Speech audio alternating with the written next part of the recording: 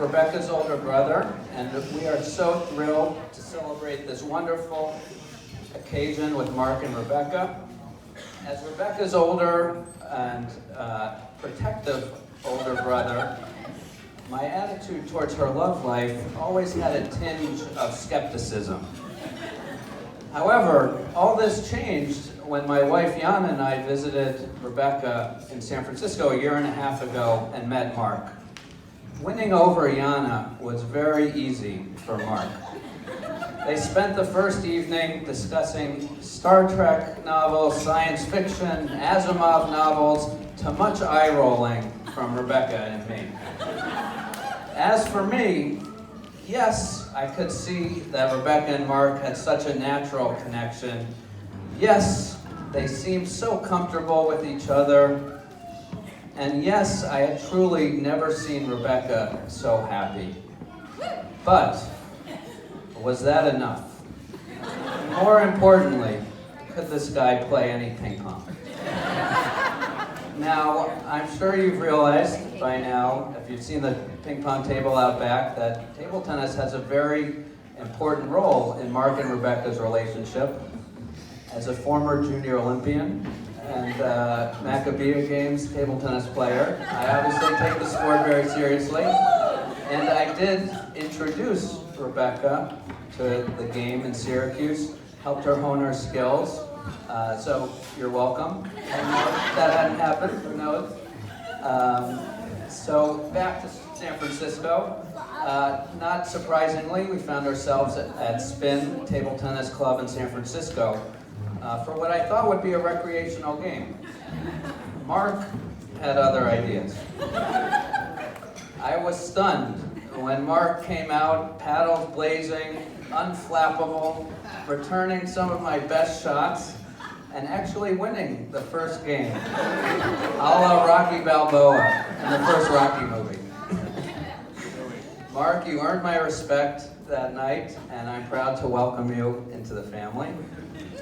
But in all seriousness, Rebecca, throughout our childhood in Atlanta and Syracuse, through our time together at Penn, living together in New York, I've always admired your kindness, your thoughtfulness, your artistic ability, and I'm so happy for you and Mark that you guys found each other. I know the move to San Francisco was not easy, and Yana and Misha and I miss you terribly in New York, but we're so happy this move led you to meeting Mark.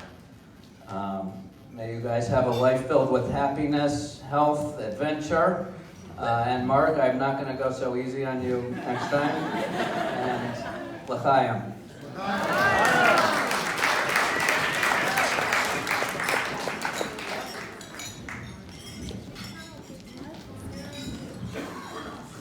Hi, everyone. For those of you who don't know me, I'm Rebecca's little sister, Michelle. My mom claims that before I was born, Rebecca always asked for a little sister. But if you ask Rebecca, she'll say that she always asked for a dog. When we were much younger, Rebecca dutifully assumed the role of proud older sister, affectionately referring to me as Baby Michelle. She paid me special visits while I was in my crib, loved to play with me, picked out my clothes, and tied my shoes. And then, as we got a bit older, around the time we did get a dog, the novelty of having a younger sister who wanted to follow you around all the time may have worn off. In Rebecca's defense, though, I knew exactly how to push her buttons in only the way a little sister can. There was that one time I wore a helmet in the car while she learned to drive. Even though there was a brief period in which Rebecca might have preferred I not exist, I still always looked up to her as the cool sibling. No offense, Matt. She introduced me to books like The Weston Game and the Wayside School series, and I'm pretty sure I was the only sixth grader to have memorized every Dave Matthews Band song. When it came time for me to go to college, I chose to go to school in New York, a huge factor being that Rebecca and Matt were already settled there. Rebecca and I are very different, but as the years in New York went by, our similarities seemed to shine as we both grew up a bit. Don't get me wrong though, she's a Brooklynite at heart, while I will always be a Manhattanite. Still though, we're probably the only two Jews in the world who don't like cream cheese on our bagels, which the Gimbels find to be very weird. At some point, while we both lived in New York, I stopped being the annoying little sister, and our obligatory sisterly relationship developed into one of mutual respect, love, and friendship. I dutifully took on the role of proud little sister. I loved attending Rebecca's art shows, bringing along my friends, and showing off my sister, the artist. This doesn't mean, though, that at times we don't revert back to being our younger selves. Flashback to last summer, to Rebecca and I screaming at each other on Fifth Avenue.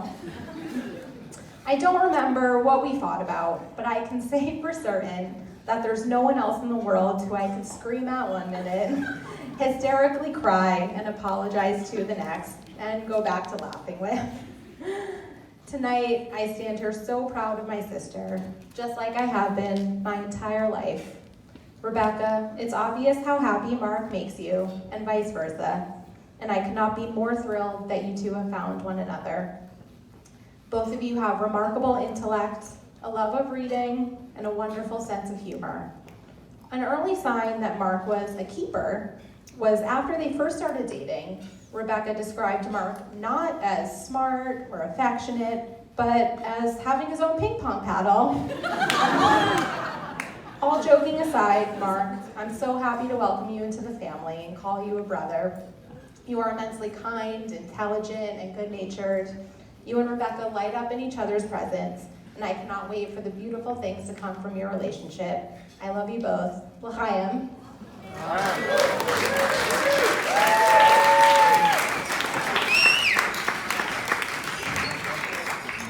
Is everyone having a great time?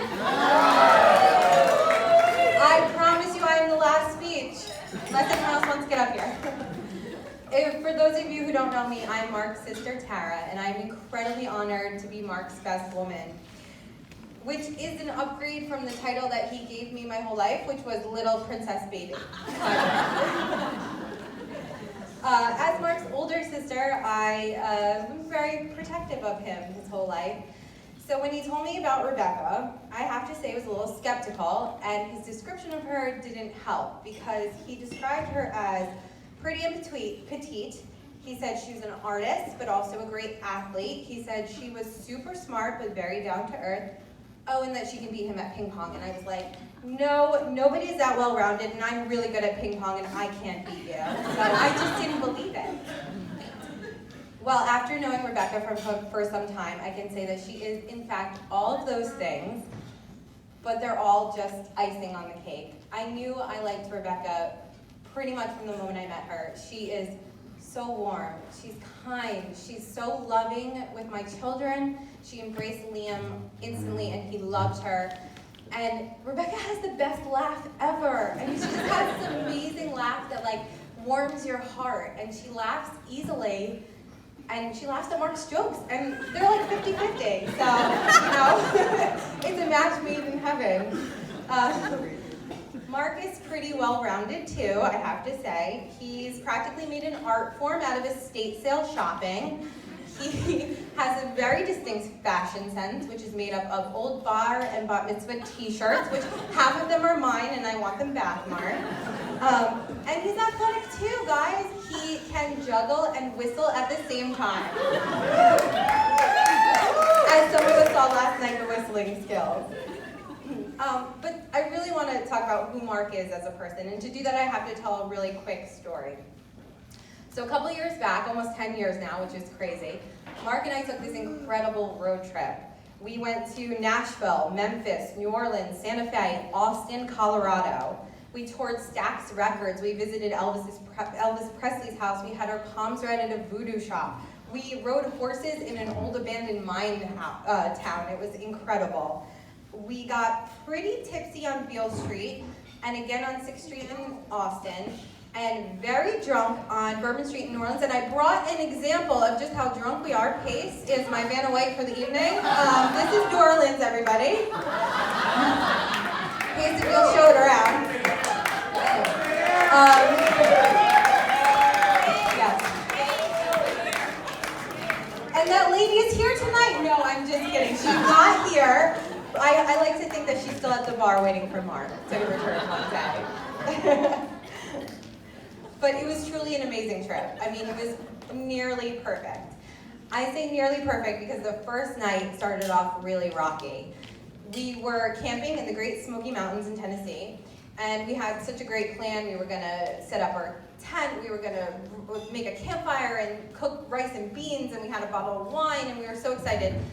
And then it poured. I mean, it just torrential rain. And so we were stuck in this tent, and it was a small tent, already taking on water. We were cold, we were uncomfortable. We were afraid to go to the bathroom because the bathrooms were far away and we would get wet. So we didn't drink the bottle of wine because, you know, one leads to the other.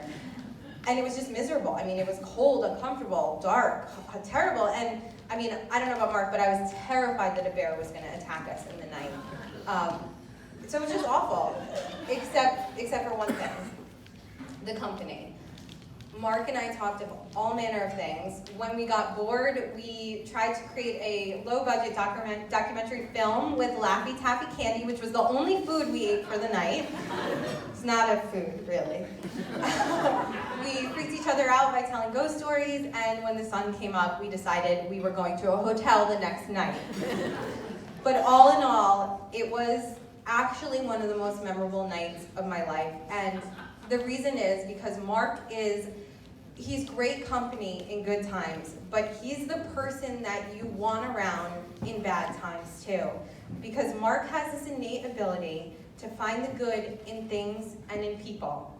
He's open to experience life, he's adventurous, he makes every situation better. He's a special type of person that radiates goodness and happiness within him, and when you're with him, he truly brings out the best in you. When it comes down to it, he's who you want with him in an uncomfortable, dank tent in a pitch black night with bears all around. And that's a good quality to have in the vast uncertainty of life. Because Mark and Rebecca, I do so wish you both a lifetime of happiness, but the truth is there will be sad times too. So what I really wish for you, Mark and Rebecca, and everyone will please raise a glass with me, even though I don't have a glass, let's pretend, is that throughout your lives together, you have more good times than bad, more joy than sorrow, and when the hard times come, that you face them together with Rebecca's amazing laugh and Mark's unbelievable, unflappable positivity, and you pull your bond together, strengthened by each passing year. To Mark and Rebecca.